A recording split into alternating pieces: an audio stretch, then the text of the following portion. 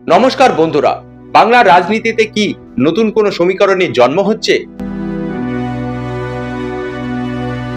যে বিধায়ক তৃণমূলের টিকিটে জিতে আজ বড় বড় কথা বলছে, তার আসল চরিত্রটা কি এবার বেরিয়ে এলো? ভরতপুরে সাসপেন্ডেড বিধায়ক হুমায়ুন কবির নিজের একটা তথাকথিত দল করেছেন আর ভোটের আগে দিবাস্বপ্ন দেখছেন মুখ্যমন্ত্রী হবার। কিন্তু কার ভরসায়? খোদ বিজেপির ভরসায়?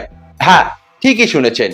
যে বিজেপির বিরুদ্ধে লড়াই করার শপথ নিয়ে তৃণমূলের মঞ্চ কাঁপাতেন, আজ সেই বিজেপির কোলে বসে সরকার গড়ার স্বপ্ন দেখছেন তিনি। এটা কি রাজনীতিক চাণক্য, নাকি স্রেফ বিজেপির বি টিম হয়ে ভোট কাটার নোংরা খেলা? আজ আমরা আলোচনার মাধ্যমে দেখাবো কিভাবে হুমায়ুন কবির বিজেপির দালালি করতে গিয়ে নিজেকে হাসির খোরাক বানিয়ে ফেলেছেন। বাংলার মানুষ কি এতটাই বোকা আপনার এই নাটক ধরতে পারবে না? চলুন আজ পর্দা ফাঁস করব সেই তথাকথিত জনগণ উন্নয়ন পার্টির আসল এজেন্ডা নিয়ে। মন্ত্রীর মুখ আমি হব। আমাকে যখন মানুষ ভরসা করে ভোট দিবে, 100 আসন দেবে, আমার পিছনে যারা থাকবে তাকে আমি মুখ্যমন্ত্রী ছাড়বো। আমি যখন 101 পাবো আর কেউ যদি 99 পায়, তাহলে তাকে আমাকেই মুখ্যমন্ত্রী মেনে নিতে হবে। আমারই ডিমান্ড থাকবে যে আমি রাজ্যপালের কাছে আমি 148-এর সংখ্যা দিয়ে সরকার গড়ার ডিমান্ড করব। বিজেপি আমাকে সমর্থন দিলে নেব, আমি সরকার গড়ার ক্ষেত্রে বিজেপি সমর্থন দিলে নেব, তৃণমূল সমর্থন দিলে নেব। সাম্প্রতিক হুমায়ুন কবির যা বলেছেন তা শুনলে বাংলা রাজনীতির মহলে হাসির রোল উঠছে। তিনি দাবি করেছেন বিধানসভা নির্বাচনের পর তিনিই নাকি মুখ্যমন্ত্রী হবে। আর তার জন্য সমর্থন কাদের নেবেন? যে বিজেপি বাংলার সংস্কৃতি ধ্বংস করতে চায়, যে বিজেপিকে মানুষ প্রত্যাখ্যান করেছে, যে বিজেপির হাত ধরে তিনি নবান্নে বসতে চান। হুমায়ুন কবির জানিয়েছেন, বিজেপি যদি 99 আসন পায় তবে তাকেই মুখ্যমন্ত্রী মেনে নিতে হবে। সরকার করতে বিজেপির সমর্থন নিতে তার কোনো আপত্তি নেই। তার মানে কি দাঁড়ালো? লড়াইটা কি তৃণমূলের বিরুদ্ধে, নাকি আসলে তৃণমূলের ভোট কেটে বিজেপিকে সুবিধা করে দেওয়ার একটা ব্লুপ্রিন্ট? এই নির্লজ্জ স্বীকারোক্তি প্রমাণ করে যে তিনি আসলে পর্দার আড়ালে বসে বিজেপির সঙ্গে আঘাত করে ফেলেছেন। হুমায়ুন কবির নিজেকে বিহারের নীতিশ কুমারের সঙ্গে তুলনা করছেন।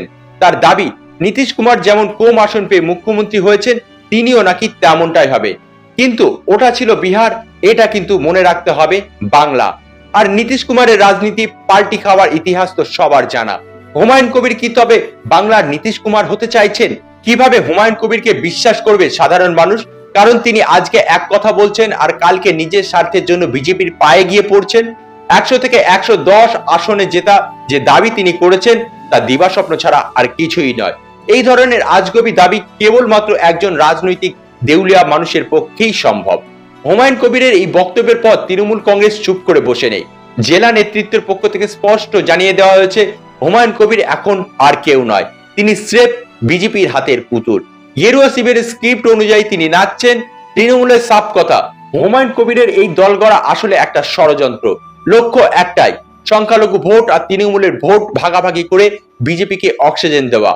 সাসপেন্ডেড এই বিধায়ক এখন বলছে তৃণমূল নাকি 70 থেকে 75টি আসন পাবে। অর্থাৎ নিজেই তিনি বিজেপিকে বড় জায়গায় দেখতে চাইছেন। যে দল বাংলার উন্নয়নের কাণ্ডারি, যে মমতা বন্দ্যোপাধ্যায়ের নাম ভাঙিয়ে হুমায়ুন কবির এতদিন রাজনীতি করেছেন, আজ তার বিরুদ্ধেই কুৎসা করছেন কেন? কারণ একটাই, দিল্লিকে খুশি করা। হুমায়ুন কবিরের দল জনগণ উন্নয়ন পার্টি আসলে কার উন্নয়ন করতে চাইছেন? জনগণের নাকি নিজের? ভোটের ময়দানে কিছু পকেট ভোট কেটে তৃণমূলকে দুর্বল করা তার আসল কাজ। একেই বলে ভোট কাটুয়ার রাজনীতি। ভারতের বিভিন্ন রাজ্যে আমরা দেখেছি কিছু ছোট ছোট দল যারা বিজেপির হয়ে ময়দানে নামে ভোট কাটার জন্য। বাংলায় হুমায়ুন কবির সেই একই দায়িত্ব নিয়েছেন, কিন্তু তিনি ভুলে গেছেন বাংলার মানুষ সাম্প্রদায়িক শক্তি এবং তার দোসরদের চিনে নিতে সময় নেয়নি। রাজনীতিতে উচ্চ আকাঙ্ক্ষা থাকা ভালো, কিন্তু বিশ্বাসঘাতকতা নয়। যে দল আপনাকে সম্মান দিয়েছে, যে জেলা থেকে আপনি বারবার সুযোগ পেয়েছেন, সেই জেলার মানুষের আবেগ নিয়ে কেন ছিনিমিনি খেলছেন? আপনি বলছেন একক বৃহত্তর দল হবেন আপনি। আপনার বুথ স্তরের কর্মীরা কোথায়? আপনার আদর্শ কোথায়? একবার বলছেন তৃণমূল আর বিজেপির বিরুদ্ধে লড়াই, আবার পরক্ষণেই বলছেন বিজেপির সমর্থনে মুখ্যমন্ত্রী হতে চান। এই দ্বিচারিতা কি প্রমাণ করে না যে আপনার নিয়ন্ত্রণ এখন আপনার হাতে নেই, তা এখন নিয়ন্ত্রিত হচ্ছে বিজেপির হেডকোয়ার্টার থেকে? হুমায়ুন কবিরের দাবি, নির্বাচনের পর তিনি নাকি 148 জনের বিধায়কের স্বাক্ষর নিয়ে রাজ্যপালের কাছে সরকার গড়ার দাবি জানাবেন। যারা তৃণমূলের শৃঙ্খলা ভঙ্গ করে সাসপেন্ড হয়, তারা বড় বড় কথা বলতে পারে। হুমায়ুন কবির তার জ্বলজ্বন্ত উদাহরণ। বাংলার মানুষ কি চায় তা বাংলার মানুষকে দেখলেই বোঝা যায়। আসলে বাংলার মানুষ চাই উন্নয়নকে। আপনার মতো সুবিধাবাদী নেতাকে দিয়ে বাংলার ভবিষ্যৎ নির্ধারণ হবে না। আপনার এই দিবাস্বপ্ন যে ভোটের ফলাফলের পর দুঃস্বপ্নে পরিণত হবে তা শুধু সময়ের অপেক্ষা। ঠিক যেমনটা আব্বাস সিদ্দিকীর সঙ্গে হয়েছিল 2021 সালে বিধানসভা নির্বাচনে। হুমায়ুন কবির মহাশয়, আপনি ভেবেছিলেন বিজেপির হাত ধরে আপনি বাংলার মসনদে বসবেন। বাংলার রাজনীতি এতটা সহজ নয়। আপনার এই গোপন জোটের কথা যখন প্রকাশ্যে এসেছে তখন মানুষ বুঝে গেছে আপনি আসলে বিজেপির দালালি করতে নেমেছেন। সংখ্যালঘু ভোটে ভাগ বসিয়ে আপনি বিজেপিকে জয়ী করতে চাইছেন। আপনার এই ভোট কাটা রাজনীতি বাংলার মানুষ অনেক আগেই বুঝে গেছে। মুখ্যমন্ত্রী তো দূরের কথা, আগামী দিনে ভরতপুরের মানুষ আপনাকে ঘরের ছেলে বলে মনে করবে না, তা শুধু সময়ের অপেক্ষা। আপনি যদি মনে করেন বিজেপি আপনাকে নীতিশ কুমারের মতো ব্যবহার করে মুখ্যমন্ত্রী করে দেবে, তবে আপনি স্বর্গের চেয়েও ভুল কোনো জায়গায় বাস করছেন। আপনি কি মনে করেন হুমায়ুন কবির কি সত্যি বিজেপির হয়ে খেলতে নেমেছে, নাকি এটা স্রেফ একটা পাগলামি?